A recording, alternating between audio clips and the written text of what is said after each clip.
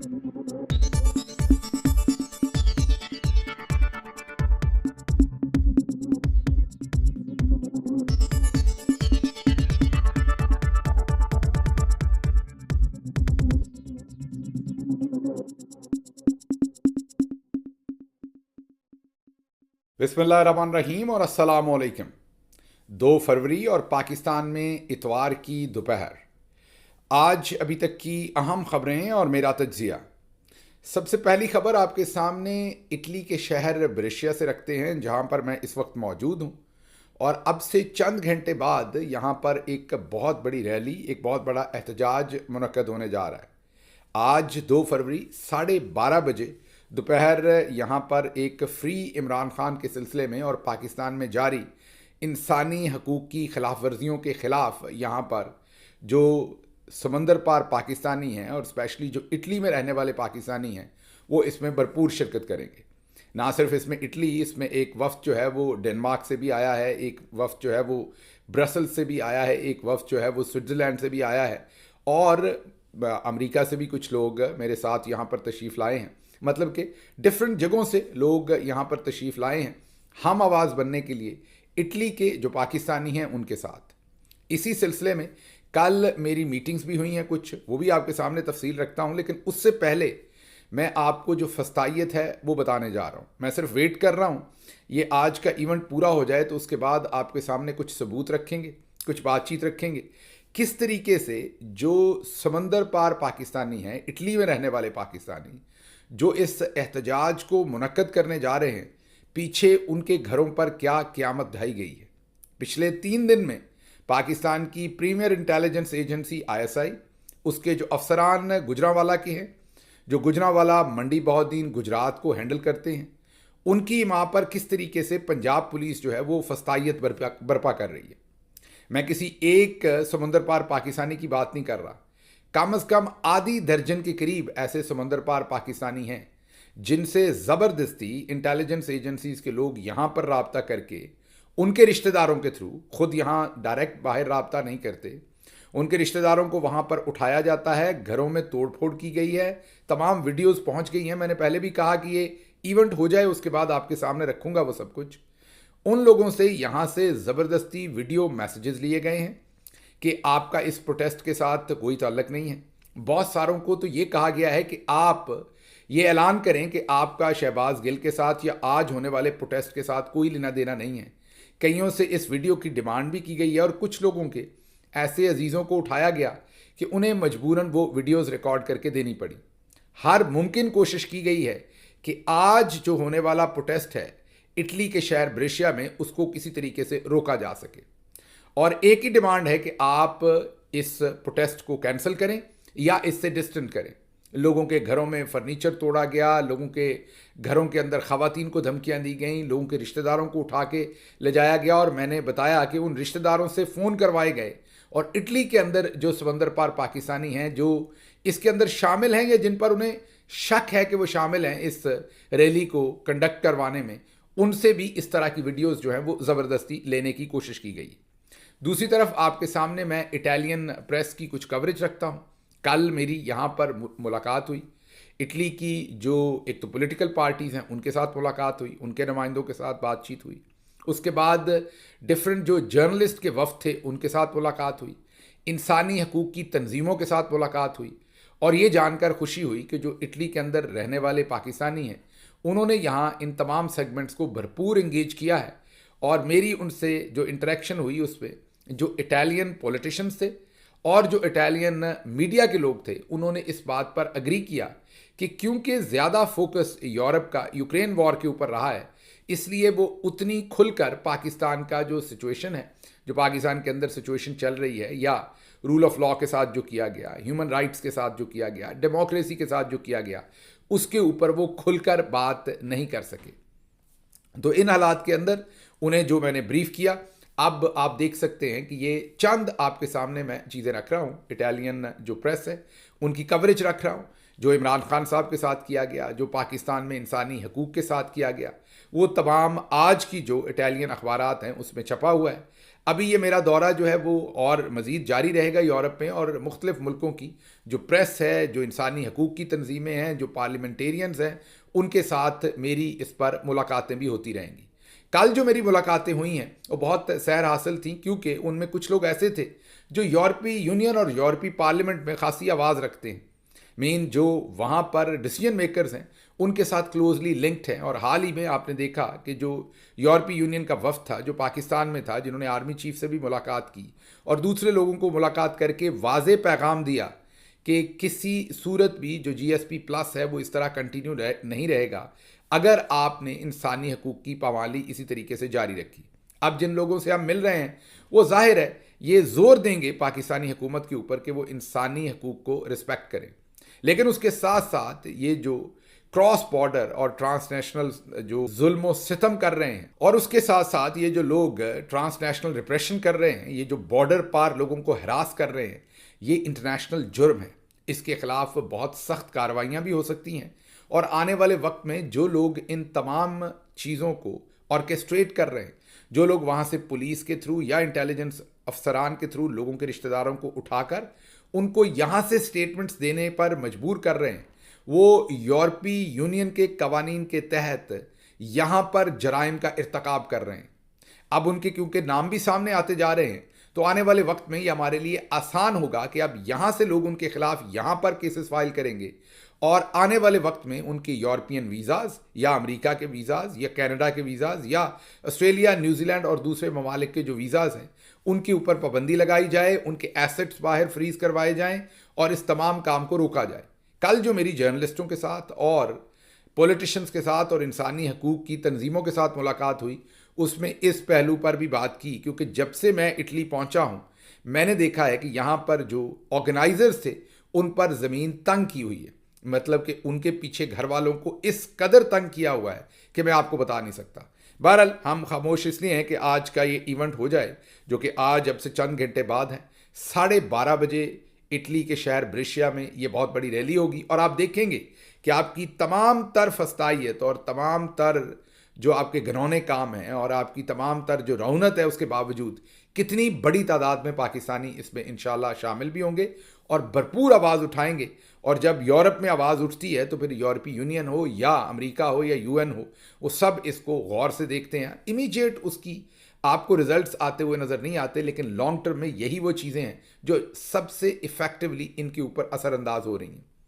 इसके साथ साथ जैसा मैंने आपको कहा कि इटालियन प्रेस ने भी इसे कवर किया है, इन तमाम फसाइयत को, और अब आने वाले दिनों में ये भी कोशिश होगी कि जो इटालियन पार्लियामेंट है इसके अंदर भी इन तमाम चीज़ों के ऊपर बहस हो, ताकि इटालियन गवर्नमेंट हो या यूरोपीय यूनियन हो, वो इन तमाम चीज़ों के बारे में बेहतर तरीके से जान सकें।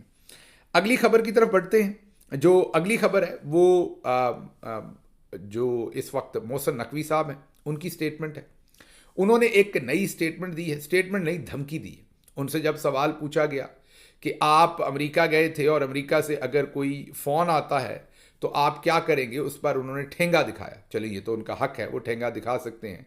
जाहिर है एक सॉवरन मुल्क के वो वज़ीर दाखिला हैं, वो किसी को भी ठेंगा दिखा सकते हैं, ये तो हमारी एक कंसिडर्ड ओपिनियन है। लेकिन ठेंगा वो पाकिस्तान की गैरत पर दिखा सकते हैं, पाकिस्तान की सॉवरेनिटी पर दिखा सकते हैं, पाकिस्तान के दिफा पर दिखा सकते हैं। लेकिन पाकिस्तान में अगर आप इंसानी हकूक़ की खिलाफ वर्जियाँ कर रहे हैं तो आप ठेंगा नहीं दिखा सकते, क्योंकि इसी हक पर आप हिंदुस्तान की भी मजम्मत करते हैं। इसी हक के साथ आप पूरी दुनिया से जाके इंगेज करते हैं। जब हिंदुस्तान के अंदर इंसानी हकूक़ की खिलाफ वर्जियाँ हो या दुनिया के किसी मुल्क में, तो पूरी दुनिया जो है उसके ऊपर आवाज़ उठाती है। मुल्कों की सॉवरेनिटी हर जगह रिस्पेक्ट की जाती है, लेकिन इंसानी हकूक़ की खिलाफ वर्जियों, इंसानियत के ख़िलाफ़ जो मज़ालिम है, डेमोक्रेसी के ख़िलाफ़ जो मज़ालिम है, जो फस्तायत है, डिक्टेटरशिप है, जो आपके यहाँ जिस तरीके से अदालतों को इस्तेमाल किया जा रहा है, ये कभी भी आपका इंटरनल मामला भी नहीं है और आपकी सॉवरेनिटी का मामला भी नहीं है।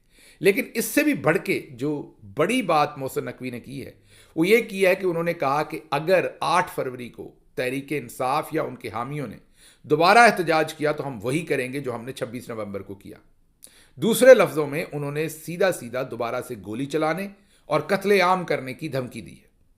ये इटसेल्फ आपको बताता है कि फस्तायत का लेवल क्या है और जाहिर है मोहसिन नकवी तो army chief general Asim Munir साहब को ही रिप्रेजेंट करते हैं, क्योंकि ना उन्हें पीपल्स पार्टी ओन करती है, ना उन्हें मुस्लिम लीग नून ओन करती है, ना कोई और पार्टी, वो तो उन्हीं के नुमाइंदे हैं। उनकी तरफ से एक दफ़ा फिर ये कहना कि अगर 8 फरवरी को पाकिस्तान तहरीक इंसाफ ने अपनी पुरअमन एहतजाज की कॉल वापस ना ली तो हम वही करेंगे जो हमने 26 नवंबर को किया, मतलब कि गोलियां मारेंगे। अब कल को ये चाहेंगे कि जैसे इन्होंने पहले गोलियां मारी हैं ये दोबारा भी गोलियां मारें और पाकिस्तानी जो हैं वो खामोश रहें। बाहर से अगर कोई बात इनसे करे तो ये ठेंगा दिखाएं। तो फिर जब आप IMF के पास जाएंगे, जब आप GSP प्लस की तरफ जाएंगे, तो फिर वो भी आपको ठेंगा दिखा देंगे, क्योंकि आप मार्स पर या किसी और ऐसी जगह पर नहीं रह रहे जहां पर आप अकेले रह रहे हैं। आपकी इंटरनेट की केबल्स भी दूसरे मुल्कों के साथ जुड़ी हुई हैं और आपकी इक़्तिसादी केबल्स भी। पूरी दुनिया एक ग्लोबल विलेज है और एक जगह पर होने वाले मामलात का असर दूसरी जगह पर होता है। अब आप पूछेंगे कैसे होता है? पाकिस्तान में जो जारी फस्तायत है और जिसकी वजह से वहाँ इकॉनमी की तबाही हो गई है, 6% पर जो ग्रो करने वाली आपकी GDP थी वो आज 0.92% के ऊपर आ गई है, जिससे जाहिर है मुल्क में गुर्बत में इजाफा हुआ है। 1.25 करोड़ पाकिस्तानी मजीद गुर्बत की लकीर से नीचे चला गया। हम नहीं कहते, इनका अपना डेटा कहता है। अब इन हालात में जब वहाँ पर बेरोज़गारी है, गुर्बत है, अफलास है, लोगों की आंखों में कोई उम्मीद नहीं है, तो लोग फिर वहाँ पर कश्तियों में बैठ के इटली और ग्रीस और दूसरे मुल्कों में पहुँचते हैं। जब यहाँ पहुँचते हैं तो यहाँ भी जाहिर है इकॉनमीज़ इनकी पहले ही टाइट है, आजकल ग्लोबली आपको पता है स्ट्रेस चल रहा है। तो यहाँ पर जब इजाफा होता है इलीगल इमिग्रेंट्स में, तो इनके जो कवानीन हैं उनके तहत उन्हें भी कुछ हकूक़ देने पड़ते हैं और इनकी इकॉनमी जो है वो भी प्रेस होती है। कल जो मेरी मुलाकातें हुई उसमें इन्हें यही बताया गया कि पाकिस्तान जो है एक 5वीं बड़ी आबादी का मुल्क है। पाकिस्तान एक न्यूक्लियर पावर है, एक प्रोग्रेसिव और एक सेहतमंद पाकिस्तान जो है वो सिर्फ पाकिस्तानियों के फ़ायदे में नहीं है, वो पूरी दुनिया के फ़ायदे में भी है, वो इटालियंस के फ़ायदे में भी है। क्योंकि अगर पाकिस्तान में लॉलेसनेस होगी, डेमोक्रेसी नहीं होगी, पाकिस्तान के अंदर इंसानी हकूक़ नहीं होंगे, तो लोग वहाँ से हिजरत करेंगे। जब वो हिजरत करेंगे, आपके मुल्कों में आएंगे तो आप पर बोझ आएगा। तो अगर आप चाहते हैं कि ये बोझ आप पर ना आए, और अगर आप चाहते हैं कि आप जो लोग यहाँ पर आके फिर अपना हक तलाश करते हैं उन्हें वो हक उनके मुल्कों में मिले, तो आपको फिर जमहूरियत के लिए आवाज़ उठानी पड़ेगी। लेकिन दूसरी तरफ क्या हो रहा है? दूसरी तरफ फैसल वोडा साहब बयान ये देते हैं कि जमहूरियत ने पाकिस्तान को तबाह कर दिया है और असल जो पाकिस्तान की तबाही का सबब है वो जमहूरियत ही है। उन्होंने कहा शुक्र करें कि मुल्क को इस time army chief general Asim Munir चला रहे हैं, और उन्होंने साथ ये भी कहा कि डंडे के बगैर यहाँ पर गदा नहीं चलता, इसलिए उन्हें डंडे का इस्तेमाल भी करना पड़ रहा है। अब 2-3 चीज़ें उन्होंने वाजे कर दी। एक तो वो जाहिर है जनरल आसिम मुनीर के स्पोक्स पर्सन हैं वो, तो उन्होंने कह दिया कि जमहूरियत मुल्क की तबाही का सबब है। तो जिस तरीके से जनरल साहब बार बार आकर सोशल मीडिया के बारे में कहते हैं कि वो सबसे बड़ा शैतानी काम है, अब उनके स्पोक्स पर्सन ये भी कह रहे हैं कि जमहूरियत सबसे बड़ा ईवल है और जमहूरियत ने मुल्क को तबाह किया और हम डंडे से चला रहे हैं, और जनरल आसिम मुनीर डंडे से इस मुल्क को चला रहे हैं। अब एक तरफ वो ये कन्फेशन कर रहे हैं, दूसरी तरफ DG ISPR कह रहे हैं कि हमारा तो सियासत से कोई लेना देना नहीं, हम तो कुछ भी नहीं कर रहे। तीसरी तरफ जो पूरी दुनिया के अंदर इंडेक्स जारी हो रही हैं वो ये बता रही हैं कि पाकिस्तान दुनिया की जो 3 वर्स्ट कंट्रीज़ हैं in terms of security, in terms of जो वहाँ पर लॉ एंड ऑर्डर की सिचुएशन है और सिक्योरिटी की सिचुएशन है, उसमें जो 3 दुनिया की बदतरीन रैंकिंग वाले मुल्क हैं उनमें एक पाकिस्तान आता है। तो अगर आप डंडे से पाकिस्तान चला रहे हैं और आसिम मुनीर साहब चला रहे हैं, तो फिर इसका भी जो भी फ़ायदा नुकसान है, मतलब इसका क्रेडिट भी कि पाकिस्तान 3 वर्स्ट तरीन कंट्रीज़ के अंदर रैंक हो रहा है, वो भी आप ही ने उठाना है। पाकिस्तान के अंदर इस वक्त 1.25 करोड़ लोग हेपेटाइटिस का शिकार हैं। पिछले 2 सालों के अंदर 1.25 करोड़ लोगों को गुर्बत की लकीर से नीचे गिरा दिया गया है। पाकिस्तान के अंदर इस वक्त बेरोज़गारी जो है वो अपनी आखिरी हदों को छू रही है। इन तमाम हालात की जिम्मेदारी भी फिर आप ही को लेनी पड़नी है जिनके हाथ में डंडा है। उसके साथ साथ कल ही हमने 18 अपने बहादुर जवानों की लाशें जो हैं, उनकी शहादतें जो हैं वो उठाई हैं, और वहाँ पर 12 दहशतगर्द भी हलाक किए गए हैं। आए रोज़ हम इसी तरीके से लाशें उठा रहे हैं, शहादतें दे रहे हैं, उसकी जिम्मेदारी भी फिर उसी को लेनी पड़नी है जो मुल्क चला रहा है। तो इसलिए एक तरफ तो स्टॉक एक्सचेंज ऊपर जाए तो उसकी जिम्मेदारी हमारी है और क्रेडिट हमारा है, स्टॉक एक्सचेंज गर्क कर जाए तो उसकी जिम्मेदारी हमारी नहीं है। पाकिस्तान को बाहर कोई हजीमत हो तो जिम्मेदारी हमारी नहीं है, पाकिस्तान की सताइश हो तो वो सब कुछ हमने किया है। सऊदी अरब से अगर तेल की पेमेंट डेफर हो जाए तो उसकी जिम्मेदारी हमारी है और क्रेडिट हमारा है। लेकिन अगर सऊदी अरब, ओमान, यूएई, कतर पाकिस्तानियों के वीज़ों पर पाबंदी लगा दें तो उसकी जिम्मेदारी हमारी नहीं है, वो शहबाज शरीफ की है। ऐसा नहीं हो सकता। आपको खुलकर फिर अपनी जिम्मेदारियां भी लेनी पड़ेंगी अगर आप या आपके जो तर्जमान हैं वो ये कहते हैं कि मुल्क हम चला रहे हैं और डंडे के साथ चला रहे हैं। बहरहाल अगली खबर आपके सामने हम रखेंगे। जो खबर हमने आपके सामने, शुक्र अल्लाह का है कि जो हमारे ज़राए हैं वो खबरें दे रहे हैं, तो अब वो रेगुलर मीडिया उनको, ठीक है 6 हफ्ते 2 महीने के बाद वो खबरें ब्रेक होती हैं। शायद हमारे ज़राए को बहुत पहले पता चल जाता है जो आपके सामने रखते हैं, और अब आप कहते होंगे इसमें मेरी क्यों काबिलियत है। ऐसा नहीं है। बहुत सारे लोग जो हैं वो खुद राब्ता करते हैं, जो वेल प्लेस्ड पोजीशन पर हैं और इंफॉर्मेशन पास ऑन करते हैं, मुख्तलिफ इदारों में होते हैं, जो समझते हैं कि ये सच लोगों तक पहुंचना चाहिए। मसलन ये खबर हमने आपके सामने 2 महीने से ज़्यादा देर हो गई है जब ये रखी थी, और ख़बर ये रखी थी कि जो आईजी पंजाब हैं वो अब पंजाब से निकलना चाहते हैं, और आपके सामने ये खबर रखी थी कि वो डीजी एफआईए बनना चाहते हैं, और अगर ना हो सका तो छुट्टी पर मुल्क से बाहर जाना चाहते हैं। याद कीजिए ये 2 महीने पहले हमने खबर रखी थी, अब दूसरा मीडिया भी इसे रिपोर्ट कर रहा है। और बिल्कुल वैसे ही जैसे हमने आपको बहुत पहले जस्टिस सरफराज डोगर के बारे में बताया था कि उन्हें लाहौर हाई कोर्ट से लाके इस्लामाबाद हाई कोर्ट में चीफ जस्टिस बनाया जाएगा, कल वो काम भी हो गया। और भी मैंने आपको 4-5 खबरें दे रखी हैं, जैसे जैसे वो खबरें करेक्ट होंगी आपके सामने रखता जाऊंगा। लेकिन आपको सिर्फ ये बताना है कि ये जो अब आईजी पंजाब उस्मान अनवर हैं, ये अब मुकम्मल भागने की तैयारी में है। इनको पता है कि लुटिया डूबने वाली है, अब मामला ज़्यादा देर चलने नहीं वाला, तो इन हालात में यहाँ से फरार लें या डीजी एफआईए बने या मुल्क से ही छुट्टी लेके बाहर निकल जाएं। मुबैना तौर पर हमें ये बताया गया है कि इन्होंने, ये मैं मुबैना इसलिए कह रहा हूँ कि मेरे सामने इसकी अभी डॉक्यूमेंटेशन लोग हासिल कर रहे हैं नहीं, इसलिए रिपोर्टेडली कह रहा हूँ। इसके सच और झूठ की जो कन्फर्मेशन है वो आईजी साहब कर सकते हैं कि उन्होंने बहुत सारी इन्वेस्टमेंट पुर्तगाल में की हुई है और वो वहाँ की शहरियत या तो ले चुके हैं या ले रहे हैं। यही खबरें चीफ सेक्रेटरी पंजाब के बारे में भी हैं, और वो हतमी तौर पर बाद में वहाँ पर निकलना चाहते हैं ताकि उन्हें वापस ना लाया जाए। इसके लिए मैं बहुत जल्द कोशिश करूँगा कि पुर्तगाल में या तो खुद दौरा करूँ या कोई और वहाँ पर पहुँचे, और वहाँ पर भी गवर्नमेंट को, पॉलिटिशियंस को और जो इंसानी हकूक़ की तंजीमें हैं और जर्नलिस्ट हैं उनके सामने इनका मुकम्मल जो एक अमालनामा है वो रखा जाए, और इनके आने वाले प्लान्स जो हैं उनके ऊपर अभी से कोई ना कोई कार्रवाई जो है वो शुरू करवाई जाए। बहरहाल अगली खबर आपके सामने रखेंगे फिलाडेल्फिया अमेरिका से, जहां पर एक एयर एम्बुलेंस गिरी है। एक बच्ची जो बहुत ही क्रिटिकल उसकी सेहत के मामलात थे, उसे मैक्सिको से लाया गया था, अमेरिका के अंदर उसको ट्रीट किया गया था। अब उसकी जो मेडिकल रीज़न थी वो अननोन है, रिपोर्टेड नहीं है, और वो वहाँ से सेहतयाब हो गई थी और उसको वापस ट्रांसफ़र किया जा रहा था उस क्रिटिकल ट्रीटमेंट के बाद मैक्सिको में।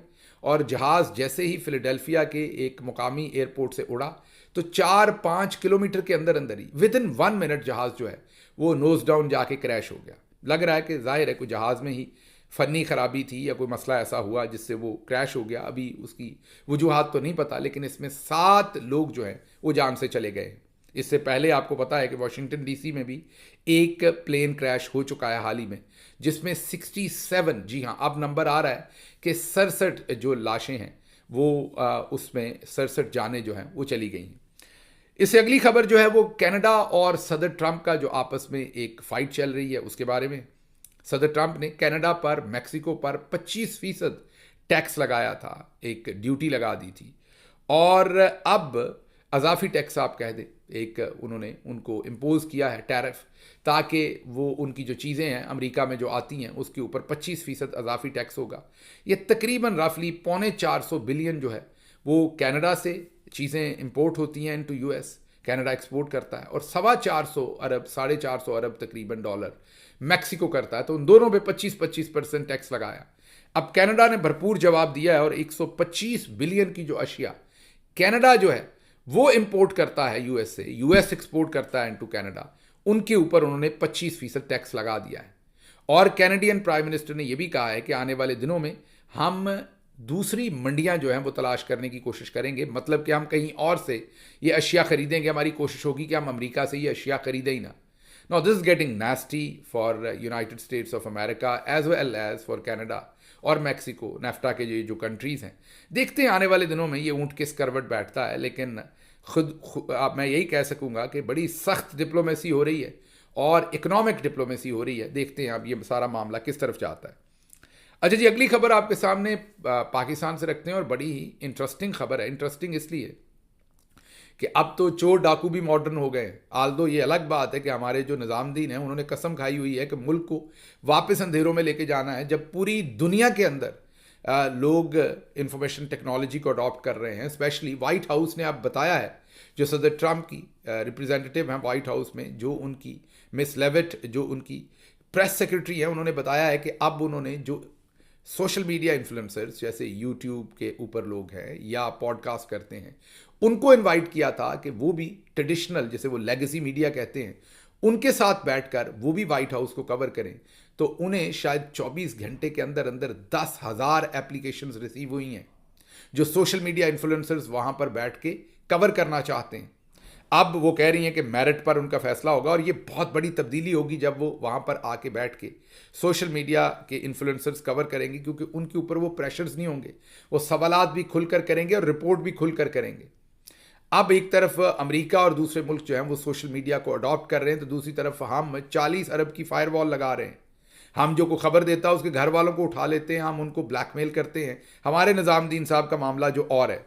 लेकिन पाकिस्तान से जो खबर है उसको हम अगले दूसरे अपने पंजाबी वीलॉग में ज़्यादा डिस्कस करेंगे। लेकिन यहाँ क्विकली दे दूँ कि अब तावान भी बिटकॉइन में मांगा जा रहा है। मलिक रियाज साहब जो है उनको एक धमकी पहुंचाई गई और कहा गया कि अगर आपने हमें 50 बिटकॉइन ना दिए, जिनकी कोई मालियत कोई 1.5 अरब रुपए के करीब बनती है, 1.25 से 1.5 अरब रुपए के दरमियान, अगर आपने 50 बिटकॉइन ना दिए तो आपको जान से मार दिया जाएगा। आपकी बेटी जो रहती है इस्लामाबाद में, उसकी तस्वीर ली गई हैं और तमाम चीज़ें, उन्हें धमकी दी। उस पर पुलिस ने FIR दर्ज की है। अब जो कुछ मलिक रियाज के साथ किया जा रहा है, इसमें कोई ना कोई इदारा भी मुलव्वस हो सकता है इस धमकी में। हो सकता है पीछे कोई ऐसा तरीका हो कि उनसे वो जो ज़बरदस्ती बयान लेने की कोशिश की जा रही है, वो भी मामलात जो हैं इसके पीछे हों। बहरहाल मुझे यहाँ से इजाज़त दीजिए। अल्लाह आपका हामी और नासिर हो। पाकिस्तान जिंदाबाद।